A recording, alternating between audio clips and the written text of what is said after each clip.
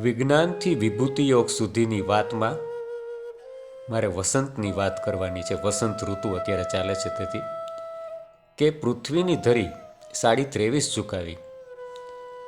શરૂઆત આપણે વિજ્ઞાનથી કરીએ કે પૃથ્વીની ધરી 23.5 ઝુકાવી, ઝુકાવી ધરી આ ઋતુઓ બનાવી. કે પૃથ્વીની ધરી 23.5 ઝુકાવી, ઝુકાવી ધરી આ ઋતુઓ બનાવી. ફરતી ધરી પર ઋતુનું આ ચક્ર, ચક્રમાં એણે આ વસંતને બનાવી. ફરતી ધરી પર ઋતુનું આ ચક્ર, ચક્રમાં એણે આ વસંતને બનાવી. ને આ રંગો ને પીછી ને પરફ્યુમની પ્રોડક્ટ. કુદરતે દરેક ફૂલમાં કેવા કમાલના રંગો અને અનેરી ખુશ્બુ મૂકેલી છે, અને એમ લાગે કે કુદરત એ પોતાની પ્રોડક્ટ ચકાસવા વસંત બનાવી હોય. કે આ રંગોને પીછીને પરફ્યુમની પ્રોડક્ટ ને પ્રોડક્ટને ચકાસવા જ આ વસંતને બનાવી. ને ઠંડી લહેરખી ને હુંફાળો લસરકો, લસરકાથી મોહક વસંતને બનાવી.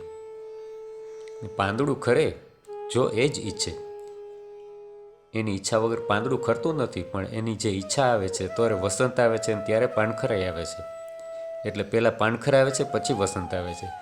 એટલે કે પાંદડું ખરે જો એ જ ઈચ્છે, એ ઈચ્છા બતાવી ને પછી વસંતને બનાવી.